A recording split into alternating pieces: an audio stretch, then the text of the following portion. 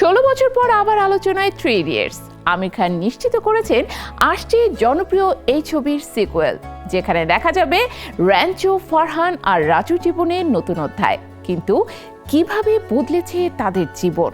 আগের সেই হাসি আনন্দ কি থাকবে, নাকি অপেক্ষা করছে ভিন্ন কোনো মোড়?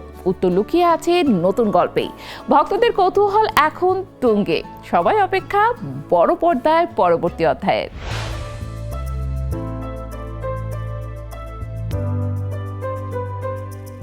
যে সিনেমা এক যুগেরও বেশি সময় ধরেই দর্শকদের হৃদয়ে জায়গা করে আছে, তার গল্প আবার ফিরে আসছে। এই খবরেই এখন বলিউডে নতুন উত্তেজনা। 2009 সালে মুক্তি পাওয়া রাজকুমার হিরানির কালজয়ী সিনেমা 3 ইডিয়টস আবারও বড় পর্দায় ফিরছে সিকুয়েল নিয়ে। বিষয়টি নিশ্চিত করেছেন স্বয়ং আমির খান, যা ভক্তদের দীর্ঘ অপেক্ষার অবসান ঘটিয়েছে।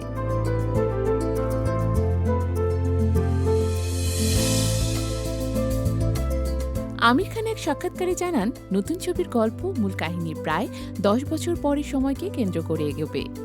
অর্থাৎ র্যাঞ্চো, ফারহান আর রাজুর জীবনের পরবর্তী অধ্যায়ই এবার দেখা যাবে পর্দায়। তিনি বলেন, রাজু এখন 3 ইডিয়টস 2 নিয়ে কাজ করছেন। আমি গল্পটা শুনেছি, খুব দারুণ লেগেছে। যদিও চিত্রনাট্যে এখনও কিছু কাজ বাকি, তবে মূল ধারণা অত্যন্ত শক্তিশালী বলে তিনি উল্লেখ করেন।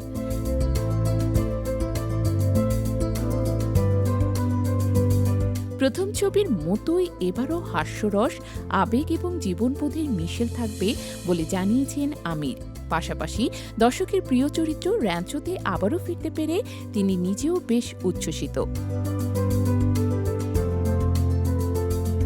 2009 সালে মুক্তি পাওয়া 3 ইডিয়টস শুধু একটি চলচ্চিত্র ছিল না, এটি ছিল শিক্ষা ব্যবস্থা, স্বপ্ন আর বন্ধুত্ব নিয়ে এক শক্তিশালী সামাজিক বার্তা।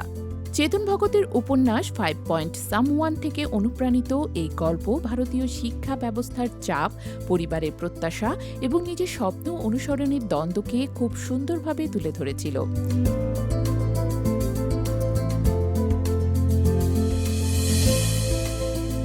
এই সিনেমায় অভিনয় করেছিলেন আমির খান, আর মাধবান, শর্মন যোশী, করিনা কাপুর এবং বোমান ইরানি।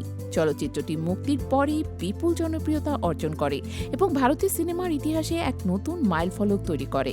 এটি শুধু বক্স অফিসে রেকর্ড করেনি, বরং দর্শকের চিন্তাভাবনাতেও বড় পরিবর্তন এনেছিল। বন্ধুত্ব, শিক্ষা এবং জীবনকে নতুনভাবে দেখার দৃষ্টিভঙ্গি তৈরি করেছিল এই সিনেমা। এখন সিকুয়েল ঘিরে নতুন করে শুরু হয়েছে আলোচনার ঝড়। ভক্তরা জানতে চাইছেন, র্যাঞ্চো, ফারহান আর রাজু কি আবার একসঙ্গে দেখা যাবে? যাদের জীবন 10 বছর পর কোথাও দাঁড়িয়ে আছে, আগের মতোই কি তাদের সম্পর্ক থাকবে, নাকি এসেছে নতুন কোনো মোড়? এদিকে আমির খান আরও জানান, তিনি রাজকুমার হিরানি পরিচালিত দাদা সাহেব ফালকের জীবনী ভিত্তিক প্রকল্প এবং আরেকটি বায়োপিক নিয়েও আলোচনা করেছেন, তবে সেগুলো আপাতত স্থগিত আছে। বর্তমানে তিনি ব্যস্ত তার ছেলে জুনায়েদ খানের নতুন ছবি একদিন এর প্রচারণায়। তবে তার ভক্তদের নজর এখন পুরোপুরি 3 ইডিয়টস 2 এর দিকে। সব মিলিয়ে বলা যায়, 1 দশকের বেশি সময় পর আবারও সেই পুরনো আবেগ, হাসি আর শিক্ষার বার্তা ফিরিয়ে আনতে যাচ্ছে 3 ইডিয়টস। আর সেই অপেক্ষায় এখন বলিউড প্রেমীদের নতুন উত্তেজনার নাম।